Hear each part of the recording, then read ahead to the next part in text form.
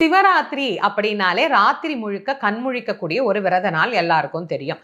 எங்களால அப்படி முடியாது, வயசாயிடுச்சு, நாங்க வேலைக்கு போறோம், அடுத்த நாள் காலையில எங்களால தூங்காமல்லாம் இருக்க முடியாது. அப்ப ஏதாவது ஒரு குறிப்பிட்ட முக்கியமான நேரம் இருக்கா சிவராத்திரி அப்படின்னா, இது இயலாதவர்களுக்கு நான் சொல்றேன். முடிஞ்சவங்க இரவு முழுக்க கண் விழிங்க. முடியாதவர்கள் இரவு 3ஆம் காலம் அம்பாள் சிவபெருமானை பூஜித்த காலம் இந்த 3ஆம் காலம் தான்.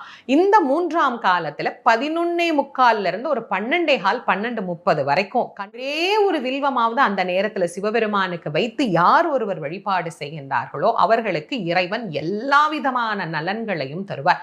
பொதுவா சிவராத்திரி விரதம் எப்படி இருக்கணும் அப்படின்னா, நம் மனதிலே இருக்கக்கூடிய ஆணவத்தை எல்லாம் அகற்றி இந்த விரதத்தை இருக்கணும். நான் செய்கின்றேன். இப்போ எல்லாத்தையும் காட்டிலும் பக்தியில கூட இந்த நான் அப்படிங்கிற எண்ணம் புகுந்துருச்சு.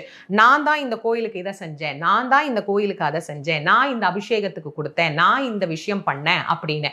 இந்த நான் என்பதை எப்போ நாம நம் மனதிலிருந்து நீக்கி இறைவனை அணுகுகிறோமோ அப்போது இறைவன் நம் அருகே வந்து நமக்கு எல்லாரும் இந்த சிவராத்திரி வழிபாட்டை செய்கின்ற போது நான் என்கின்ற எண்ணமே இல்லாது எல்லாம் இறைவன் கொடுத்தார் அப்படிங்கிற முழு நிறைவோடு சிவ வழிபாட்டை செய்கின்ற போது அது எல்லா விதமான நன்மைகளையும் நமக்கு பெறக்கூடியதாக அமையும்.